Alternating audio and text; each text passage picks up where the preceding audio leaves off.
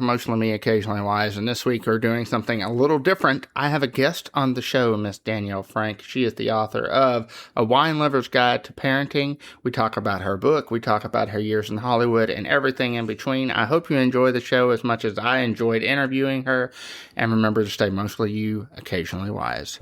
Enjoy the show.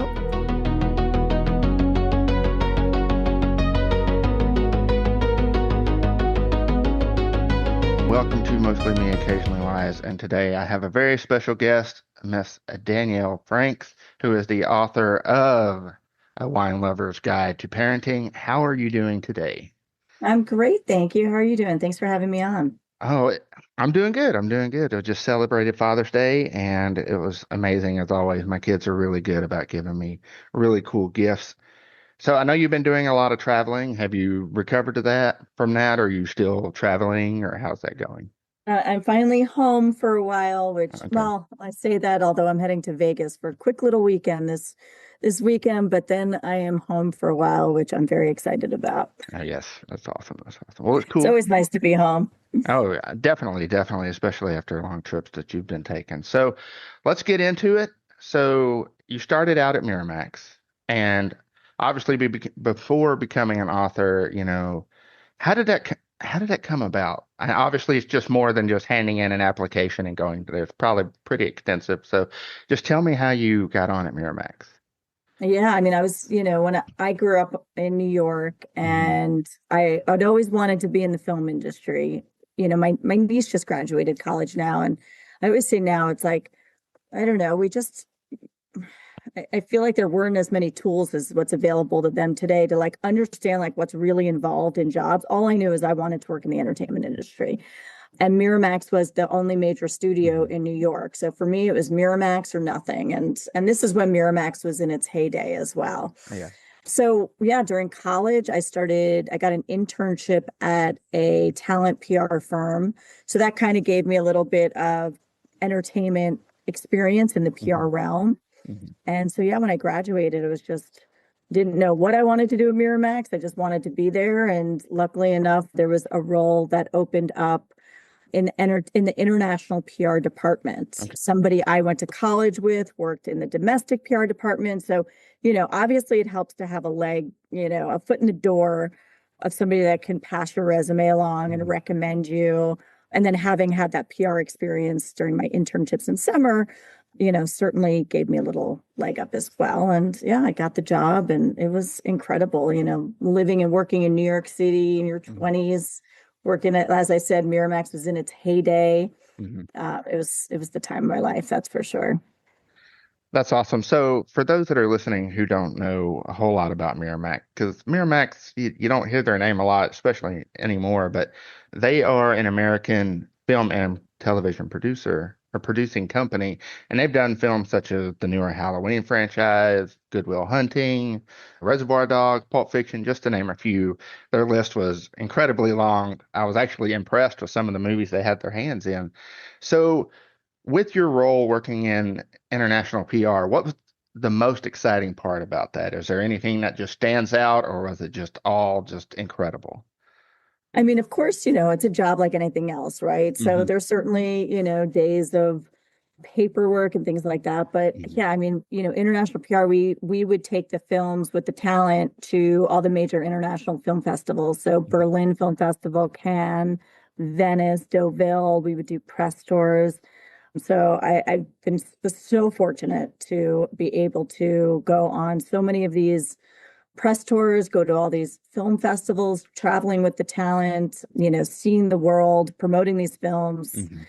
I mean, there's so many amazing experiences that I got to experience for sure. That's cool. I can guarantee feel that it would probably be pretty hard to narrow down one thing. So working, behind the scenes and stuff, what's one misconception that people would be surprised to learn about the Hollywood industry as far as behind what goes on behind the scenes? Well, because I mean, there's a couple things I'd say. It's like I said, it's not all glitz and glamour, right? There's a lot of just mundane stuff that goes behind it. even just film shoots. Like I've been on set and, one 20-second, one or, minute long scene can take hours to Mm, shoot. mm, It can be very mundane and boring. And then, I don't know if this is necessarily a misconception, but, I think also, I've worked with so many celebrities and there are some people that are great and some people that are not great. And I won't say who the people that aren't great, but I think, people hold celebrities to such this high regard. And mhm. I'm always like, they're human beings just like you and me. Right, Like, right. doesn't make them better or worse. Like, Mhm, we're all just human beings. Of course we idolize them as we, think of them as this character, but mhm. some of them are not so great. So, don't deserve to be put on a pedestal. Oh, definitely won't get into that, but it kind of leads into my next question because I mean everybody has off days, but yeah, you're right. Some people are just not nice people. So you've worked, obviously, you've seen a lot of celebrities, been around a lot of celebrities. Is there any celebrity that just stands out that you were just like, oh, this is really cool. I'm having an outer body experience, or I'm just nerding out because I'm finally getting to meet, that one actor I've always wanted to meet. Well, okay, so I'll answer that twofold. That experience, like the pinnacle of like meeting who I'm going to meet, didn't happen when I was at Miramax. It happened Mm. just like 2 weeks ago. Okay. I now work in the wine and spirits industry. I'm very Mm. fortunate to work for a company called Moet Hennessy. Okay. And one of our brands, Glen Morangi, has been doing a collaboration with Harrison Ford. Oh, And so we cool. just did a launch event the other day, and I got to meet him. And that I think was Oh, like the wow. penultimate experience. Yeah. Like, Han Solo, Indiana Uh, Jones. That was very cool. So I think that was the best, and that just mhm. happened a few weeks ago. But I will say one of my favorite celebrities from my time at Miramax was Samuel L. Jackson. Just Oh, the cool. nicest, greatest human being. That was one of my first work trips. We traveled for a Mhm. Tarantino film called Jackie Brown, went to the Yeah, yeah. Berlin Film Hmm. Festival. And he was just the nicest guy, just wanted to hang out with us. And then years later, many years later, like 5 or so years later, I was at the Deauville Film Festival Hmm. with the movie Scary Movie. Okay. And Sam was there getting a Lifetime Achievement Award. And so, we reached out to his assistant, who was also his friend, Mhm. his assistant at the time. I don't know if he still is. And we are like, Leonard, we're all here, like whatever. If you guys want to come to our scary movie party. And Sam came and just, whether he did or didn't remember us all from the Mhm. Jackie Brown trip, Right. I think he really did. Like he really just takes the time to, get to know and remember the people who are, Mhm. he's surrounded with and Mhm. working with. And, for somebody who's constantly on sets and meeting all new people, it was very gracious. And I think he's one of the greatest people to work with. Oh man, I am super jealous. Like, I love Harrison Ford, just about anything I've seen him in. And obviously, when you think Harrison Ford, you think of Indiana Jones and Han Solo, and that's just so cool to me. That's just awesome. So, looking back, with all your experiences at Miramax, how did that help shape who you are today as far as an author and working in the wine and spirits and everything like that? Yeah, I mean, I think it's, I learned early on with Miramax Hmm. that everything is essentially about storytelling, right? Like, in film, you're telling a story. Even when, I was thinking about this, I, you know, when you ask the question about misconception, I don't know if there's a misconception, but Hmm. what we did was we were in international PR. So a Right. lot of these festivals that we'd go to, like Cannes, Hmm. they're also film markets. So Miramax Films doesn't distribute internationally. So Hmm. our head of international, he would go to these film markets, and that's where he would meet with all of our international distributors Hmm. and sell them our project, right? So, is what I find the most interesting is, when you see a movie trailer, Hmm. I think that's some of the hardest work that there is that people Hmm. don't realize, the people that put together the trailers, because, you know, it can be the worst movie in the world. Hmm. But when they put together this trailer, this minute Hmm. long, 2 minute long trailer, it can look like the greatest thing on the planet. And so, the key for our international team was to sell the movie before it Hmm. came out, right? If it came out in the States and it bombed, and it was a lot harder to sell the international rights for Right, it. right. But at these film markets, they would put together the most unbelievable trailers.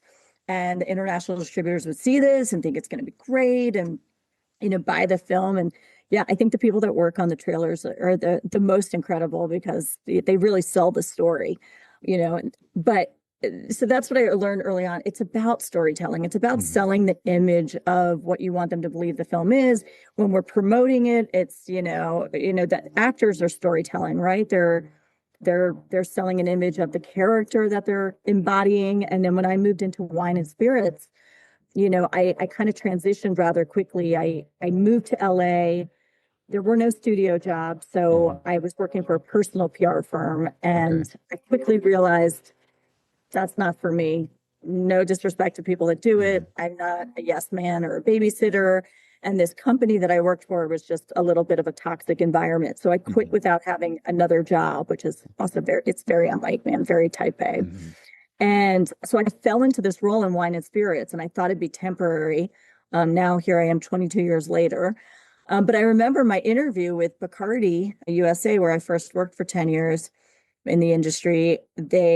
My boss was like, you came from film, like Mhm. you're not in wine and spirits, in sales and marketing, things like Mhm. that. And I just remember saying, like, everything is storytelling, everything is sales, right? Mhm. Before I was telling a story of, you know, believing in the character in the film. And now it's storytelling about, our brands and the Mhm. history and the romanticism of it all. And then, leading into writing, which I've always loved doing, sort of on the side, and finally brought one of my projects to fruition. It's all about storytelling, right? Right. Engaging with consumers in a way that, that resonates with what they want to hear, what they want to see, what they want to believe. Mhm. Yeah, everything in life is a story. Oh, that's a very good point you brought up about the movie trailers. You don't ever think about how much work really goes into it and how, there have been some movies that I saw, the trailer and I'm like, oh, this is going to be the greatest movie ever. And then, of course, you go see the movie and you're like, what was the disconnect from what I saw from the trailer to the movie? And it's really, you don't really think about that very often, how you're sold before you even go see the movie, it's just the trailer alone. Oh Uh, yeah, they do the hardest work. And I mean they should Mhm. almost like that should be a new category in the awards. Oh I think yeah. they added stunts recently. It should Mhm. be the people that do the trailers because they're really dissecting down into, a 2-minute story Mhm. and, creating the desire to go see this film and mixing it with some, music. Like I find it fascinating. I think it's phenomenal. Yeah. Oh, that's so cool. Yeah. Awesome that you brought that up. So let's talk about the book. So first things first, what inspired you to write a wine lover's guide to parenting? So this all came about rather well with a bunch of reasons. Hmm. So I love writing. I have like Hmm. this creative outlet. I've always been working on lots of projects, and I've always had this maternal instinct and I care about the way kids are raised and who they Hmm. become. And unfortunately, as we see, especially as social media has become more prevalent, Hmm. we see, a lot of negative things going on, kids bullying each other, Hmm. kids at a young age, like taking their own lives. I mean, that's the most disconcerting thing to me. I don't know. When I was 11, 12, you didn't hear about kids taking their No. own lives. Hmm. Like it's awful. And the bullying has gotten out of hand. And Hmm. so I initially started with a children's book series that's Hmm. made for kids. I love to rhyme. I'm good at it. So this series was all about like each book the character goes off to another country and meets a kid his age, Hmm. and it all rhymes, and he's learning about their culture. And at the end of Okay. every book it talks about, like little Johnny's zapped back into his bed and he realizes, we all sleep under the same star skies. We may look different, we may Hmm. talk different, we may eat different foods, dress differently, but we're all human beings and it doesn't make one person right. So my goal with that is really trying to reach Hmm. kids at a young age to learn, not to discriminate and so forth. So I'd been working on that on the side, but at about 14 years ago or 15 years ago, a book came out called Go the F to Sleep. If you're a parent, you might be familiar with Yep, it. I Lots of am. parents are. So it went viral, right? Hmm. And it opened the door for this new genre of adult children's book. Hmm. And so at this time, one, I broke off an engagement. My fiance has two kids from his first marriage. And ultimately, I realized he really didn't want more kids, even though he said he would have a kid. I really wanted to be a mom. And so I realized he didn't want more kids. And so I broke it off. So, at this point, I'm feeling, like this path of motherhood might not happen for me, Mhm. but that doesn't mean the nurturing or the desire to nurture goes away. Right. Also, at this time, my niece and nephew were very young. I was watching them. I'm very Mhm. close with them. And even though they're great kids, of course, every kid has the propensity to whine a little bit. Right, right. So they were whining about something, and I said, Auntie Danielle drinks wine. She doesn't listen to wine. Hmm. And so it all kind of clicked together. Like I said, Hmm. Go the F to Sleep just came out. I was like, you know what?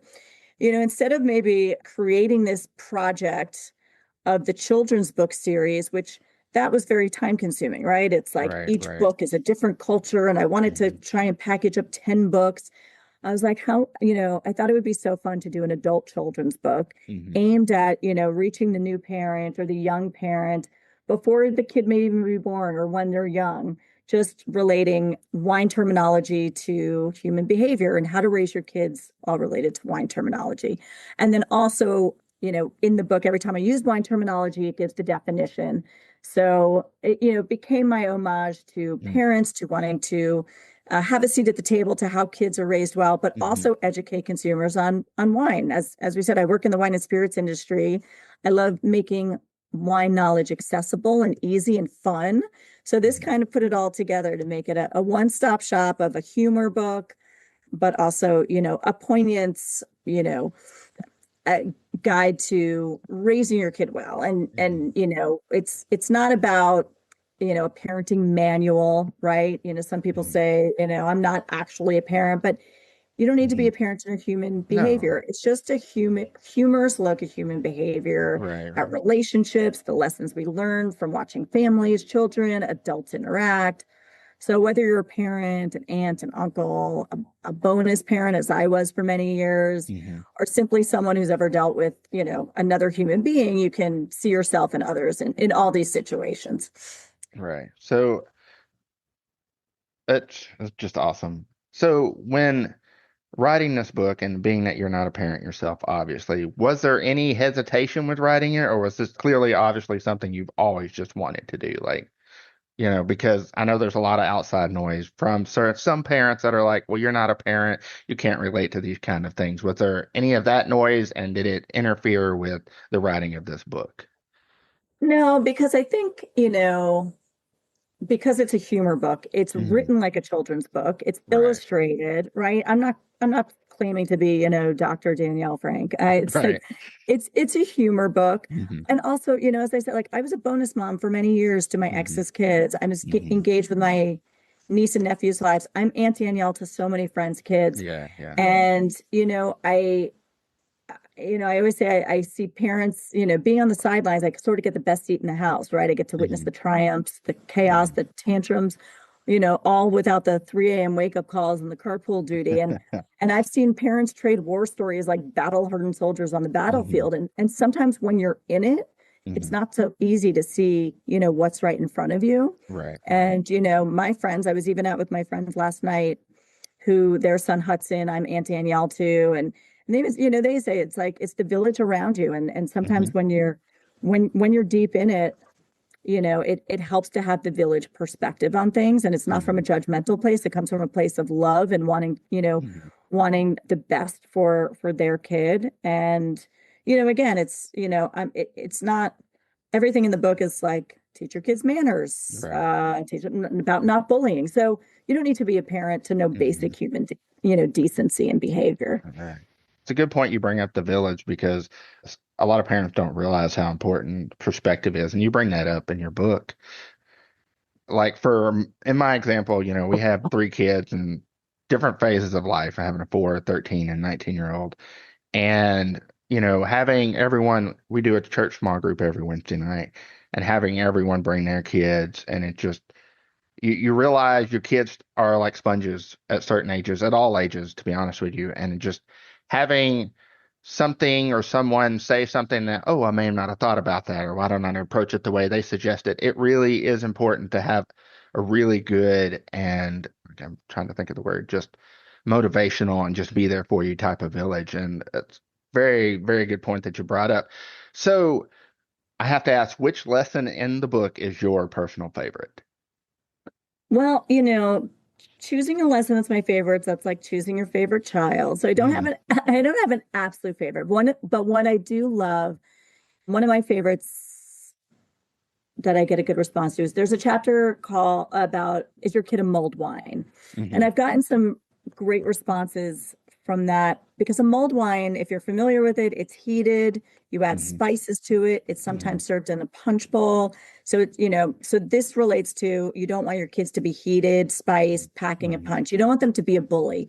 And as we said before, it's just bullying has gotten out of hand. And it's just so disheartening to see what's going on out there.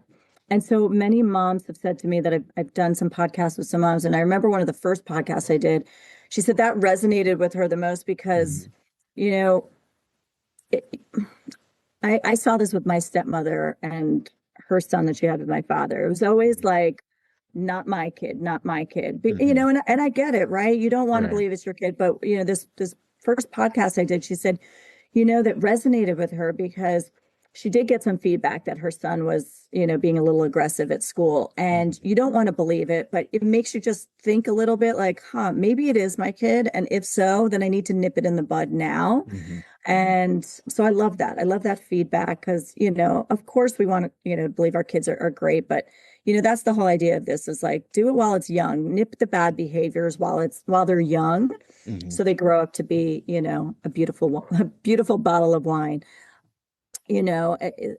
So yeah, I like the messaging with that for hmm sure. Okay. So with everything that you put in this book, one thing that a lot of parents do is put a lot of pressure on themselves. Why do you think that is? Why do you think that parents, especially in this day and age, just feel like they have to put so much pressure and have so many high expectations as far as when it comes to raising kids? Of course. I mean, parents, you have the hardest job in the world, hmm right? You're balancing parenting, your own life. Many people are balancing work as well. And you have this job to create this human being and shape who they become, the future generations, right? And hmm and that is a lot of pressure. There's a lot of pressure to get it right or seemingly get it right. It's the hardest job, but I think that's why, for me, at least that's why I put together this book is I think humor is sometimes a bridge. hmm It's my hmm homage to, telling parents they're seen and, have a little laugh and levity in it because it's a hard, heavy job, but obviously it's the most rewarding job, especially, to say you shape these human beings that grow up to, be future contributors to our society. Yes, very much so. So with obviously the pressure and everything that parents put on themselves, what's something that you feel that parents don't celebrate enough as far as the stress of being a parent? They probably don't celebrate the small wins, Mhm. right? They put so much pressure on themselves to, to you know, got to get my kid in college or this, but it's Right, just the right. little things too, right? Like, I don't know. I mean, hopefully parents are celebrating this. Like, hopefully they're celebrating when they see their son, open the door for an old lady or son or daughter when they're holding the door open or just exhibiting everyday manners. I think that's the most important thing. But it's, celebrating the little things, not only just about their kids that they're raising, but Mhm. about the parents that they've become too. Right, right. So one of my favorite topics you really touch is the releasing perfectionism. You talk about, things don't go as planned when it comes to parenthood, unrealistic expectations can create stress, flexibility leads to greater joy.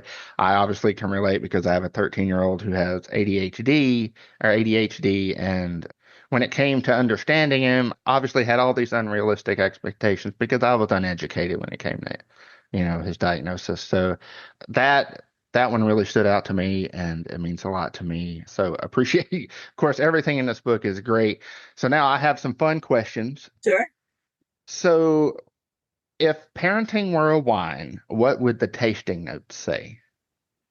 And I'm curious about this one. The tasting notes, well, I would say like like parenting with wine, it's tannins, Mhm. terroir, structure, balance. Mhm. It all contributes to, to raising kids as well. It takes structure and it's Mhm. balance, right? Letting your kids breathe, having a long finish, right? These are all things that relate to wine growing, wine terminology, and kids Mhm. as well. But real quick, I just wanted to say one thing that you were saying about like what you appreciated about, it doesn't always go your way. Right, I right. just want to say like what I've learned is just in life, I've gone through so many transitions of, Mhm. trading in switching industries, breaking off an engagement, not becoming a parent when I thought that's the path that would happen for me. So I think that's the whole point is we all need to fall to learn to get back up, no Mhm. matter what that is. Right. It's every transition has taught me discernment, self-trust, patience, and I don't know about you, but there isn't one. I always say there's not one yellow brick road that leads to Oz. There's lots of paths Mhm. along the way, and the most Right. important thing is that every knowing that every transition gives you information, and what matters most is whether you use it. So, as you said, like there wasn't a rule book to how to deal with kids with ADHD or things like that. But you learned along the way, and as long as you're taking the lesson forward, Mhm. nothing's wasted. Everything is you know every pivot, every transition, every new chapter Mhm. is the curriculum, right? It's giving you information for your future. So, wow, it's just awesome. So, what parenting stage would be considered a fine vintage wine? Find it probably when they're out of the house. Yes, yes, that's awesome. I knew they've that was going to be aged the answer, but I was they've just curious. aged well, like a Mhm. fine wine. They've aged well, and now they are out. All right, all right. And I oftentimes joke with my wife is, we're about 20 years away from retirement, but it's fun to think about because I just enjoy spending so much time with my wife. And I'm like, man, I'm so ready for them to get out of the house. She's like, babe, we've got a 4-year-old. We've got a while. But it's fun to dream. It's fun to dream. Of So course. so with being around friends and family that have kids of their own, what's the funniest parenting moment you've ever witnessed? Well, this was I remember my niece and my sister and I took my niece to Disneyland. They came to visit me in California and we went to visit Disneyland. And we were waiting, we had all this stuff. Mhm. And can I say it's not a bad curse word? No, I you're mean, fine. You're fine. okay.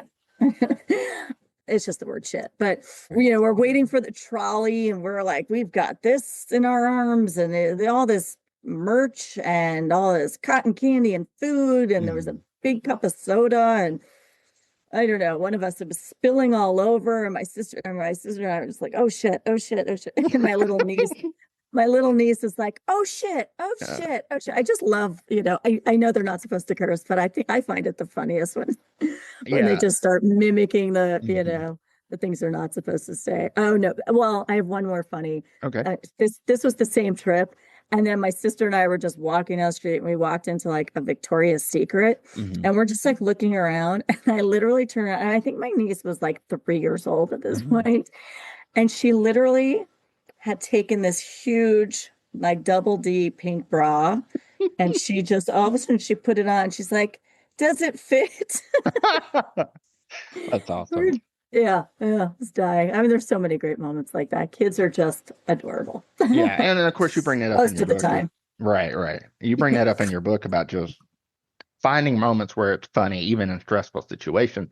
And it's funny that you bring up saying things, they mimic us. My 4-year-old is, I mentioned before, he's a sponge, and he's always saying things that I've said that I probably shouldn't have said around him. For Yeah. example, one year I was putting up an inflatable for Christmas because he's obsessed with inflatables. So every year for Christmas, we put a new one up. And he was outside on the driveway and he's really big into insects and stuff like that. And of course, I'm putting up this inflatable. And next thing I know, he's like, Daddy, what the hell is this? And of course, I'm trying not to laugh because at the same time, I'm trying to tell him not to say that. But of course, he brings me in, it's just like a little berry or whatever. And of course, I'm like, hey, you don't have to pick up everything on the ground. And I'm laughing.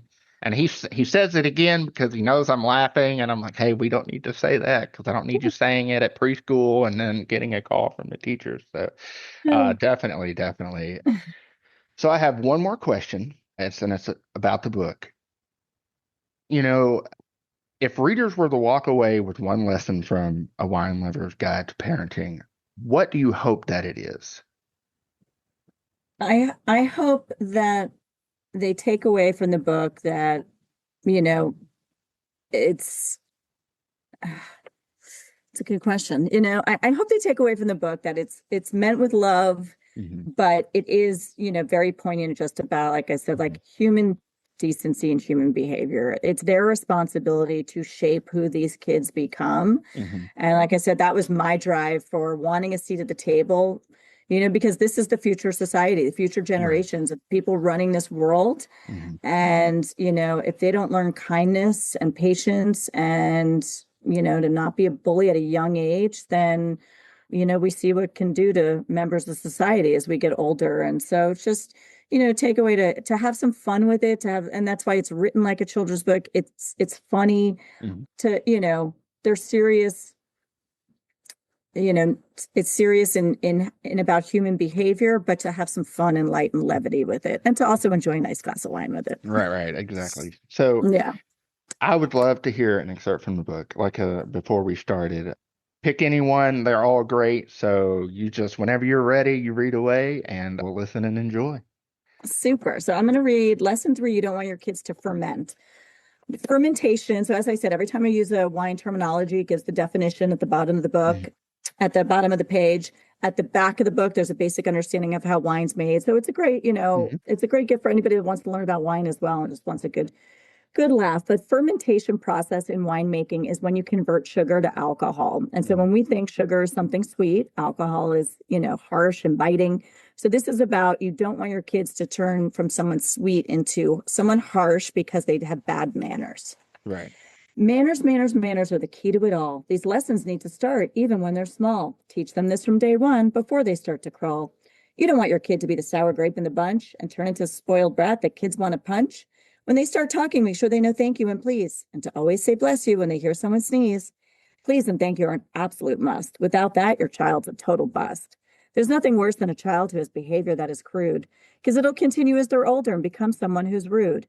People don't take kindly to and aren't nice to those with attitude, because it's very off putting and puts others in a bad mood, oftentimes causing confrontation and leads to a nasty feud. Wanting to put a little bit of poison in your child's food. Is that really how you want your kids to be viewed? Wouldn't you prefer that there's someone who's wooed? Without manners, they'll ferment and turn into someone harsh and biting. They may turn into a kid who's rude, obnoxious, and always fighting. So teach your kids some manners and to have some heart and soul. Without that, your kid may well turn into an a-hole. That's awesome. But, and I have to say this, reading, I'm impressed and jealous because I can't rhyme. I have no rhythm at all. I'm 100% white when it comes to that kind of stuff. So I am very impressed, and I have to give you props on your rhyming. I think it's a skill that doesn't get appreciated enough because when I try to rhyme, I end up creating words that don't exist, and we end up, I end up getting made fun of. But thank you so much for being on the show. Thank you for being the first guest. It means a lot to me to have you on the show. Is there anything you want to say before we let you get back to your busy lifestyle? Oh, well, thank you for having me on and on your fabulous podcast. You're doing great stuff. And yeah, just like I said, just to hopefully people can enjoy the book with a nice glass of wine and know that it's with light and levity, and that wine and children have a lot in common. One requires a corkscrew, the other requires patience, but both can stain your carpet. So Oh, yeah. might as well enjoy it both. Right. Well, again, thank you for being on the show. And I will definitely want to have you on in the future because I love your insight on parenting. And it's nice to have an outsider's perspective that necessarily doesn't have kids of their own because I feel a lot of parents don't appreciate that enough. So, Oh, again, anytime. I'd love to be on, like I said, as as the village, as the auntie, it's said with love, and it's said with, just as much heart and care. And sometimes when you have that outside perspective, it just gives a different viewpoint, but certainly doesn't make you any less of an expert, of just understanding human behavior. Okay. Well, with that said, I will let you get back to it, and I look forward to having you on in the future. So, yeah, until next time, well, have a good day. Thank you. Take care. Bye.